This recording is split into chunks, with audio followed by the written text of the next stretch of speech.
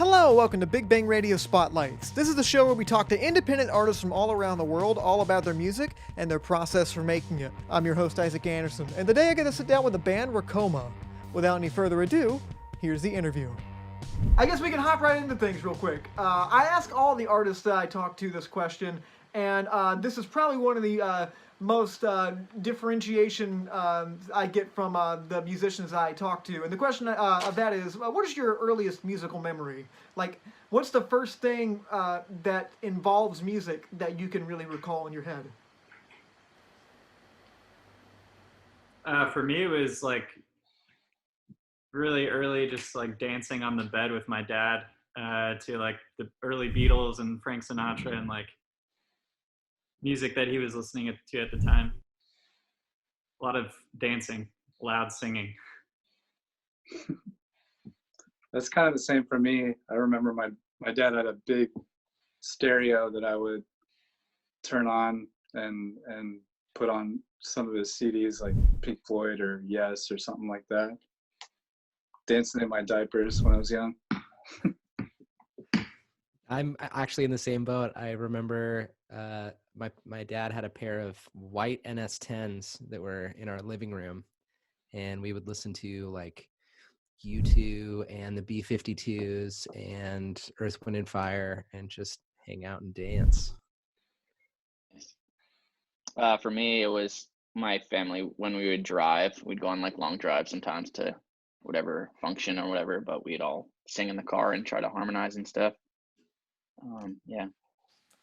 Awesome, guys.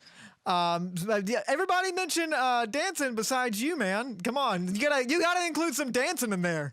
Everybody, that unify all of you guys. But hey, it still works. It's still we're involved in music. Since that Glenn's the best singer of the band.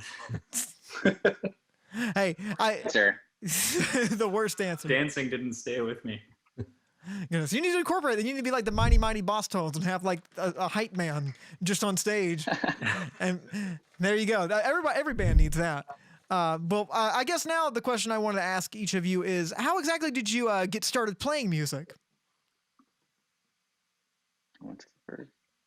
I grew up playing like piano. Like my house is a fairly musical house, and so I like started learning piano at a young age, and then I switched to drums, like percussion in band class, and then eventually at like the church I was going to when I was a kid, when I was in 8th grade, they were like, "Hey, we don't have a drummer, so you're the drummer now." So I just kind of had to learn how to play in a band.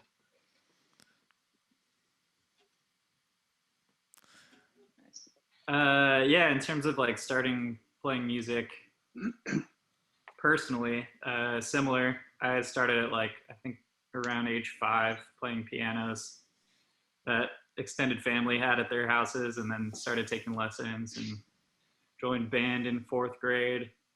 And then I got my first guitar when I was, I want to say 17. Awesome.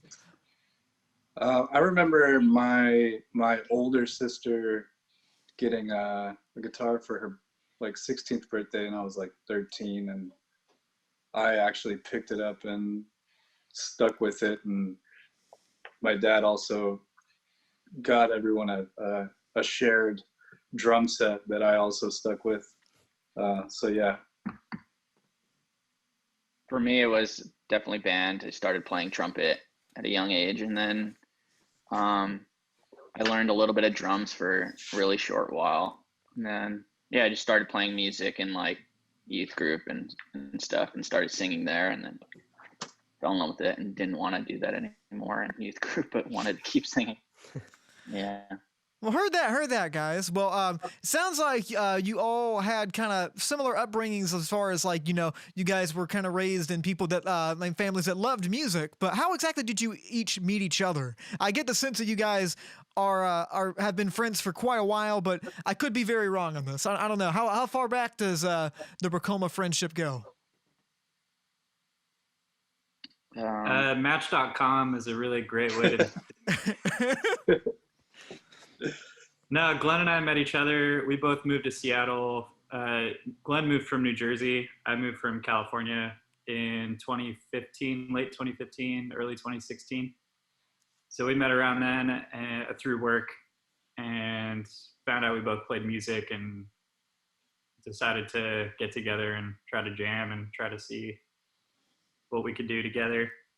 And at that time, with a couple other friends of ours, and then I don't know, I'm just telling the whole story, I guess. Go for it. We met Elliot through a mutual friend of Glenn and I through work. And he came to one of our first open mics that we played. And then we met Spencer actually at one of our first shows. And Spencer and his friend group were just really awesome and very supportive early on, and kind of hit it off as friends. Awesome. Well, by the way, why Seattle? Why did you both decide to move to Seattle? Was it just purely for work-related reasons, or most people that know kind of music history knows, especially back in like the late '80s, early '90s, Seattle is a very prominent music place. Definitely. I mean, for me, it was my wife wanted to come out here for a graphic design program. And we were just we were living in Jersey at the time, and we're kind of like over it. So we were just, I mean, she mentioned it and I was like, let's do it. Let's just, why not? We're young. Let's get out there. And it's a good city for music. And I had a friend at the time who played music. So it was kind of like a no-brainer. But yeah. Wonderful. Well, I think it definitely paid off because you guys make great music together, which I guess the next question I wanted to ask you is, because obviously you have a history in music, you grew up loving music, you play music. Was there a moment that each of you can recall where you really thought like, oh wow, this music thing is like, I really want to pursue that. I don't want to do something else. I want to play music. I think for me, the first moment I felt that was like when I wrote one of my first songs on my own way back in the day. And I played it in front of a bunch of people and everybody was like, whoa, like that's serious. You should, keep playing music. And they really loved it. And it was just like overwhelming response. And I was just like, I don't know. I don't feel like I was ever really like particularly good at anything else. So it was just nice to get that. And I was like, yeah, I'd love to keep doing this. And just wasn't like a thing that I thought about doing every day. It just kind of happened because it just felt good and felt right. Yeah. Very nice. How about the rest of you? Was there a moment in your head where you really thought that this was something that you wanted to pursue full time? I think for me, it was always kind of in the back of my mind. I grew up so my dad, he was a touring guitar player for many years in the 80s, and my mom went along with him. And so I grew up hearing stories of touring, and I'm I just got to follow in the footsteps, I guess. So I've always kind of wanted to, but I think the big moment was spending some time in a studio when I was 18 and being like, oh, this is a job. You can actually do this.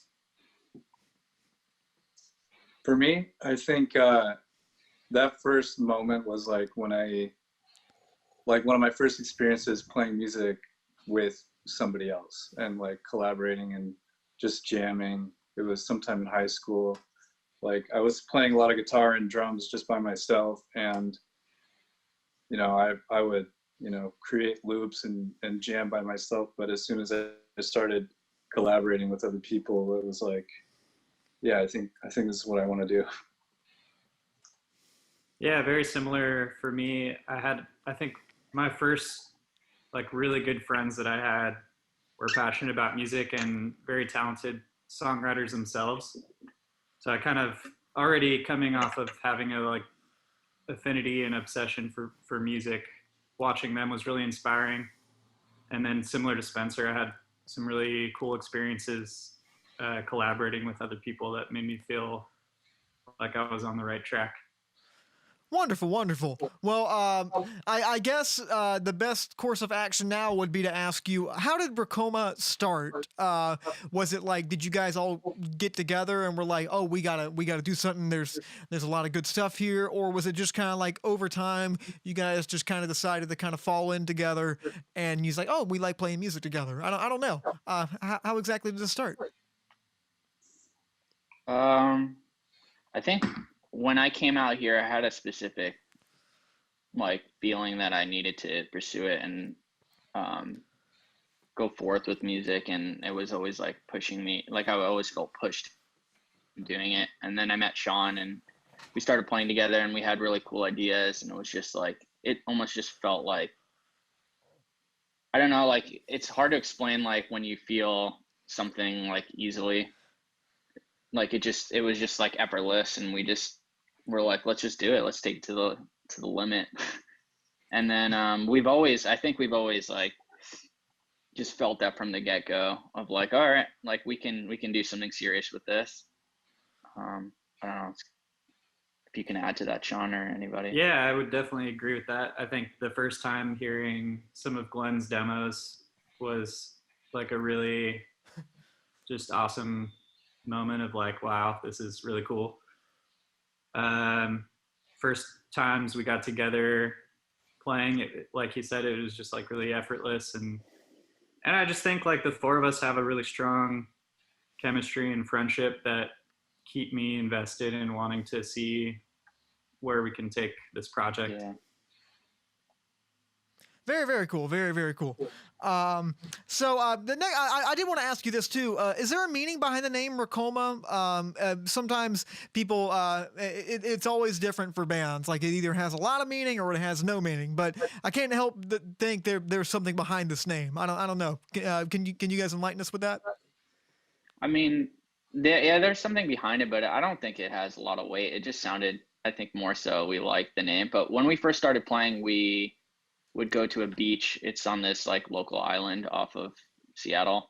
It's called Vashon Beach. Or it's called Vashon, and the beach name is Racoma Beach.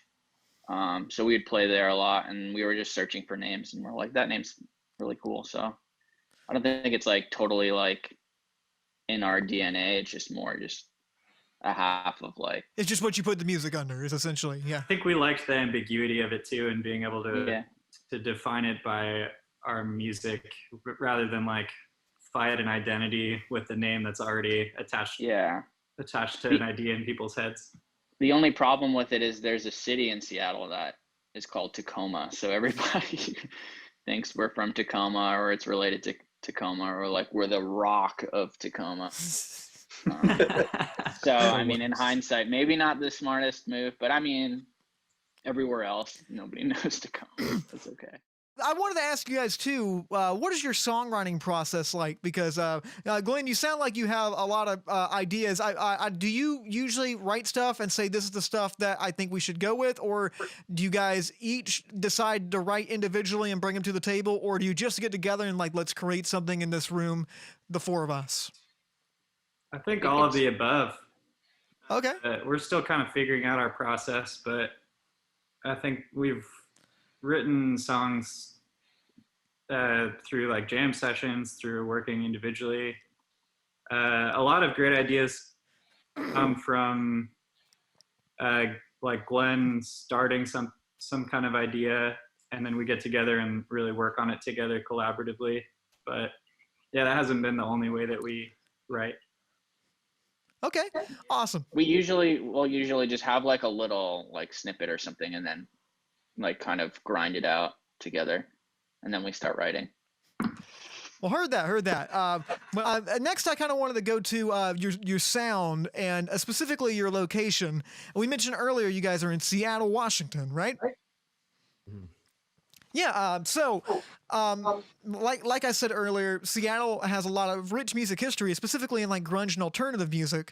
But listening to your music and doing a little research for this interview, I did want to tell you, I definitely could hear Seattle in your sound. There's something about Seattle. Maybe it's the weather, because I know it rains about 9 months out of the year over there in Seattle. Sometimes, people say there's nothing, really outside, so everyone kind of stays inside to play music. But things have changed in Seattle a little bit too. So is the musical climate. How do you feel Seattle has shaped your sound? That's a good question. Yeah, I think aside from grunge, there's a really strong Pacific Northwest indie scene that I always felt more attached to that music coming out of this area than like music I was finding from the Bay Area, even though there's a lot of eclectic great music from the Bay Area. But the weather I think does play a factor. I think there's a real focusing that happens when you're not as distracted to be out with your friends. Yeah. And yeah, I don't know, there's probably like emotional implications or results of the weather being dreary a lot of the year. Yeah, I've heard that because the sun doesn't shine through a whole lot, that's why you get a lot of the cool indie emo music that especially from the late 90s, early 2000s, like Death Cab and all that come from that area. But I don't know. I think Seattle just makes good music all around. I mean, I think it's always really, really awesome. And you definitely have in that similar vein, you guys definitely do your own thing, but I can definitely hear influences. I hear a little Death Cab for Cutie in there. I even heard a little Pine Grove in there. I don't think Pine Grove's is Pine Grove from Seattle? They might be. But you guys definitely take it into a great spot and put your own twist on it. And I guess we should probably stick on to the music right now. So your self-titled EP came out a couple years ago. And since it's gained a lot of recognition. It's got as of now, I put it down as of recording this. I believe it's the song "Country's" got over 530,000 streams on Spotify, and that's no small number. How exactly was the recording of that album? Did you guys track that yourselves? And also, how do you feel about the success that it's had, especially on streaming platforms? Yeah, we did that in the basement. Sean engineered and mixed that whole EP. He killed it, and we did live tracking, and then I think we overdubbed some guitars and some vocals, but that all just in the basement. They were originally meant to just be demos, and then we were like, we should put some stuff out. I don't think any of us predicted the kind of response that those had, because like Glenn said, they were, in our eyes, very much just like demos of the potentials of those songs. But yeah, I think at the end of the day, we're happy with how the EP came out, and I think it represents the progression of our band from the EP to this front room. Yeah, and I want to hop into this front room in just a second, but I do want to ask you, after you put out that EP, I actually didn't know that those were originally supposed to be demos, because obviously people really took a liking to it, and people really dug what you guys were doing songwriting-wise and sound-wise. Were you big on we gotta push this thing, we gotta do it, or did you just kind of post it and people found it and just started sharing it, and you just woke up one day and go, oh wow, the hundreds of thousands of streams, and now our Facebook and Instagram is blowing up? How was that? How did that go with that? Was it a overnight kind of thing? Oh wow, this just blew up, or was it a process? This took a lot of time to get there. It was definitely a process. I was actually thinking about this the other day. How for 2 years even. How long has it been? When did we put it out? 3 years ago? Maybe 2018, I think. Yeah, maybe a year and a half, close to 2 years. It was nobody even knew about it. And I think we were at 500 monthly listeners for the longest time. And I was just getting excited when we would hit 600 or whatever. But yeah, I think people just started putting it on their playlists, and it started circulating, and Spotify algorithm is pretty amazing if you can get on that. Once you're kind of in the club, it's really nice. But yeah, I don't really know. I don't know, maybe you guys have a different perspective on. Yeah, I think it was definitely a lot of that. And we also made a huge effort over the course of 2018 to 2019 to play like as many shows as we could Yeah. in Seattle. So I think that also helped. Oh, But yeah. yes, Spotify's like discover platforms for new artists is really incredibly helpful if you can kind of get your way in it somehow. Yeah, I've read. Which I don't know how that happened for us, but it helped Incredibly us out. grateful.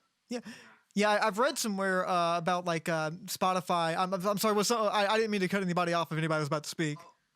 Oh no, I was just going to talk about how that Spotify like jump kind of felt like an overnight thing, where it was like suddenly we had 10,000 monthly listeners, and we were getting like 500 streams a day, which was very rare. So that was exciting. But yeah, No, I was gonna hop in for that.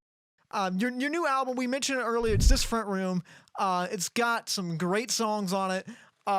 Beautiful harmonies on there. I noticed some like really cool drum sounds and really cool organ sounds. I don't know. It takes what you guys had in the self-titled and really takes it to another level, I think. Can you guys tell me what the recording process for that was? Because I looked it up. It didn't look like you guys recorded this yourselves. It looked like you worked with an engineer on this and went to a studio. So how was the recording process, and what does this EP or this album rather kind of mean to you in the long run, like from the beginning to the end? John, it's you. Yeah, we started this album, the majority, I would say like maybe 70% of the album was recorded similar to the EP in our basement. Only this time, like we were very conscious of the sounds we were getting and taking our time with it and putting a lot of care into the performances. And then when we got it to a place where the songs were like taking a lot of shape and we're kind of getting a good sense of what the album was sounding like, we had our really good friend Mike Vernon Davis step in and offer his mixing and production. And we're very fortunate to have him. He gave us like a great opportunity to go into a studio in Seattle called Hall of Justice for a few days, and we were able to put in a lot of extra layers of things that just kind of filled out all the songs and really created more of a sonic space. And he mixed and mastered the whole album for us, which was also incredible. So we're grateful for his touches on the album, and I think it really took it to another level having him join in. Wonderful, wonderful. Well, it's out on all the major streaming platforms right now. If people want to keep up with what you guys are doing musically, maybe want to get some of your merchandise, or just find out where they can listen to the music. How can people find you on the internet and social media? Instagram's the best. Racoma Music at Instagram, or go to our website racomamusic.com. That's where you can get all the fun merch, and we're gonna be going kind of crazy with merch pretty soon. So Awesome. By the way, I saw the video of you guys put out like a little promo video. It's like This Front Room's out tomorrow or something like that, and it was like rave music and like you're punching the sidewalk. Like I'm just curious, whose idea was that, by the way? So Spencer made that song. Originally I had a different song in there. Okay. It's like a joke. Most of like, to me, promotion and social media shouldn't be taken super seriously. Yeah. I'm not too into it. So I just like to make weird stuff, but I had a different song in there and it got taken down immediately because of copyright infringement, because it was not one of our songs. It was a dance song. And then Spencer in like 2 hours made that whole other song. Insane. Yeah, he was like, I'll make a song. We're like, okay. And then he was like 2 hours later, we're like, what the hell do you need? And he was probably at work for like the first hour. Yeah. He got home and like slapped it together, and it was like we're like, what the hell? Laughing hysterically and like incredibly impressed at the same time. It was also, great. Like contemplating our genre. We're like, I don't think we need a genre shift. Well, and he had sampled morning cartoons, right? Yeah, Jeep, right? It was Jeep. Yeah, we have all the stems for the record, and so I took a vocal bit from the song Jeep and chopped it, and yeah, I like to make electronic music. I love synthesizers, and all that sort of thing. Is your hand okay, by the way, Elliot? Or did you accidentally actually hit the sidewalk? I know you were probably pretending, but it looked like you were actually hitting it at one point. I don't know if you like had to stop and like, oh, yeah. That was the dirt. So. Oh, it was the dirt? I thought you were in the sidewalk. Yeah. Oh, goodness. It looked like the sidewalk. It wasn't. Good. Camera trickery, as my mom says. There you go. All right, guys. Well, thank you so much. This has been a pleasure talking to you guys. You guys are super talented, great songwriters, great musicians. I ask all the guests this before they leave because along with the musician, I'm also a big movie fan. I love film, love the art of it. And I think musicians are tied with film in a certain way other people are not. I don't know, because film combines music into that medium too. And a lot of people really find the mediums like they're both art mediums. So I guess they're very closely connected, not too many worlds away. So before we leave, I want to ask each of you, what is your favorite movie? Dang. This is always the hardest one. All time has got to be Shawshank Redemption. I knew you were going to take that one. I love it. You're the third one this month that has told me Shawshank Redemption, so that's awesome. It's like a classic banger. I've watched it maybe 10 times It's a great one. right now if I needed to and still enjoy it. So good. Oh man, someone else go. I really. Can I just say the whole first season of True Detective? I'll accept that. It's essentially an 8-hour movie. It's not really a movie. 7-8 hour movie. It's pretty great. I just watched that for the first time actually a couple weeks ago. So Incredible. I love it. oh, so good. Were you like just so bummed when season 2 came out? You're like, this sucks. Yeah, I kind of started it and then I was like, I'll leave this alone. But then I watched season 3, and if you haven't seen season 3, I'm midway through right now. I got to finish the leftovers first. So it's so slick.